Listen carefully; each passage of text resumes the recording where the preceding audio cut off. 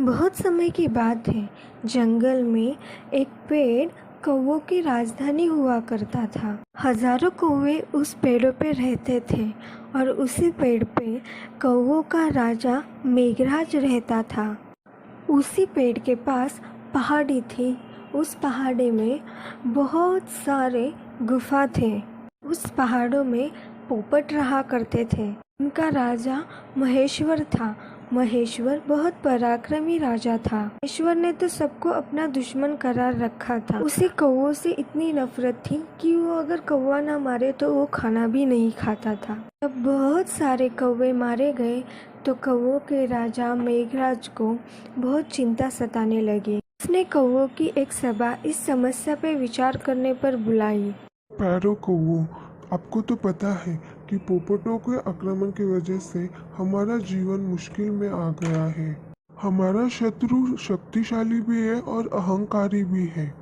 हम पर रात में आक्रमण किए जाते हैं। हम रात में देख नहीं पाते और दिन में हम जवाबी आक्रमण नहीं कर सकते क्योंकि वो गुफाओं के अंधेरे में सुरक्षित बैठे रहते हैं। फिर मेघराज ने शानी और बुद्धिमान को उसे सुझाव देने के लिए कहा। डरपोक कौवा बोला, लोगों से समझौता करना चाहिए, उनकी सब शर्तें माननी चाहिए। अपने से ताकतवर लोगों से पिटने में क्या होशियारी है। तभी सारे कौवे काव काव करते इसका विरोध करने लगे। गुस्से वाला कौवा बोला, मैं उन कौवों से बात नहीं करनी चाहिए। सब उठो और आक्रमण करो। एक निरागस कौवा बोला, शत्रु ताकतवर है, हमें यहाँ से चले जाना चाहिए। शहाने कौवे ने बोला, अपना घर छोड़ के क्यों जाए, हम घर छोड़ के जाएंगे तो मेरा दिल टूट जाएगा। यही रह के और पक्षियों की सहायता मांगनी चाहिए और उनसे लड़ना चाहिए। कालू नाम का कौवा कौवों में सबसे बुद्धिमान कौवा था और सबसे चतुर था। वो सबकी बातें चुपचाप से सुन रहा था। मेघराज कालू की तरफ देखते हैं और बोलते हैं, महाशय, आप चुप हैं, मैं आपकी राय जानना चाहता हूँ। महाराज, अगर शत्रु अधिक शक्तिशाली होगी तो हमें छल नीति से काम लेना चाहिए। कैसी छल नीति कालू? जरा साफ साफ बताइए। मुझे भला बुरा कहिए और मुझे पे जानलेवा हमला कीजिए। आप क्या बोल रहे हो कालू? कालू धीरे से महाराज के पास गया और उनके कान में बोलने लगा, छल नीति के लिए हमें ये सब करना पड़ेगा। हमारे आसपास बहुत से पोपट बैठे हैं जो हमारे सभा में क्या चल रहा है वो देख रहे हैं, उसकी जासूसी कर रहे हैं। उन्हें दिखाकर हमें फूट और झगड़े का नाटक करना पड़ेगा। के बाद आप सारे कौवे को लेके पास वाले पर्वत पर जाके मेरी प्रतीक्षा करिए। उन लोगों के दल में शामिल होके उनके विनाश करने का कुछ सोचता हूँ। फिर नाटक शुरू हुआ। राजा के बच्चे क्यों हमें मरवाने के लिए तुला हुआ है? ये देखकर मेघराज चीख उठा। तार, राजा से ऐसी बात करने की तेरी हिम्मत कैसी हुई? सारे कौवे चीख उठे। मेघराज ने अपने पंख से उस कालू कौवे को जोर से थप्पड़ मारा और कालू कौवा नीचे गिर पड़ा। और मेघराज बोला, कालू कौवे को अपने समाज से निकाल रहा हूँ। अब से कोई भी कौवा इससे कोई भी संबंध नहीं रखेगा। आसपास जितने भी जासूस पोपट बैठे थे वो अपने राजा के पास जाते हैं और राजा को सब बता देते हैं कि कौवे में बहुत मारपीट हो रही है और गाली गलौज हो रही है और बहुत झगड़े हो रहे हैं और उनमें फूट पड़ गई है। ना सुनते ही उल्लू के सेनापति ने बोला, महाराज, यही सही समय है उन पे आक्रमण करने का। पर आक्रमण करके हम उनका विनाश कर सकते हैं। पोपटों के राजा महेश्वर को सेनापति की बात अच्छी लगी। उसने तुरंत पोपटों से हमले के लिए कहा। फिर क्या, हजारों पोपट उस पेड़ के पास आक्रमण करने के लिए चले गए, लेकिन वहाँ पे उन्हें एक भी कौवा देखने के लिए नहीं मिला।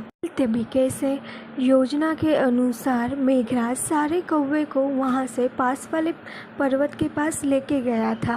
पेड़ खाली देखकर पोपटों का राजा मेघराज बोला, धोखा हुआ है। से लड़ने के बजाय वो यहाँ से भाग गए। ऐसे कायरों पे थू। उल्लू अपनी आवाज निकाल के अपने जीत की घोषणा करने लगे। वहाँ पड़ा कालू कौवा सब कुछ देख रहा था। उल्लू ने काव काव करके आवाज निकाली। से देखकर जासूस बोला, ये तो वही कौवा है।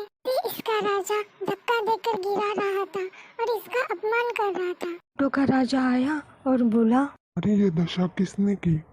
मैं राजा का मुख्यमंत्री था। उन्हें एक नेक सलाह दी।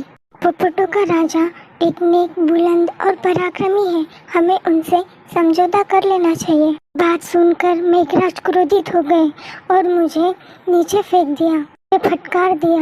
मुझे कौवों के समाज से निकाल दिया गया। मुझे अपनी शरण में लीजिए। पोपटों का राजा महेश्वर सोच में पड़ गया। ये सुन के राजा का सेनापति पास आके बोलने लगा, महाराज, हमें इस पे भरोसा नहीं करना चाहिए। ये हमारा दुश्मन है। इसे मार दो।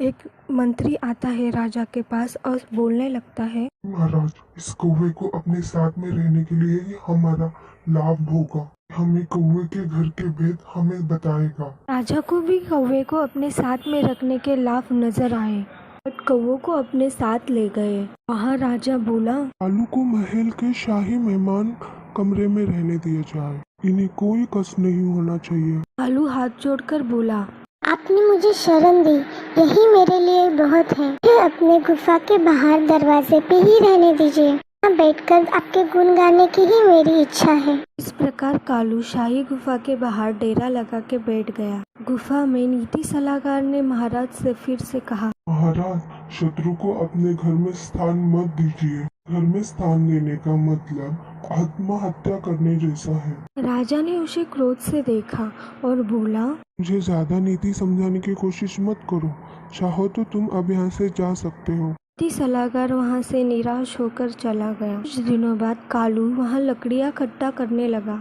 सरकार, सर्दियाँ आने वाली है, इसलिए मैं अपने लिए लकड़ी का घर बनाना चाहता हूँ ताकि ठंड से बचाव हो। धीरे धीरे कौवे ने बहुत सारी लकड़ियाँ जमा कर ली। एक दिन जब सब सो रहे थे, कालू कौवा अपने पास वाले पर्वत पर चला गया जहाँ मेघराज और उसके सारे साथी रहते थे। वहाँ जाकर कौवा बोला, जिसकी प्रतीक्षा कर रहे थे वो काम हो गया है। तो अब धीरे धीरे अरे कौवे, एक एक जलती लकड़ी लेके मेरे साथ आओ। कालू द्वारा इकट्ठा किए हुए लकड़ियों में कौवों ने आग लगा दी। वहाँ बहुत तेज आग लग गई। वहाँ पे रहने वाले सारे पोपट आग के जलने से और दम घुटने से मर गए। जो बता हमने क्या सीखा? हमने सीखा कि शत्रु को हमारे पास पनाह नहीं देना चाहिए।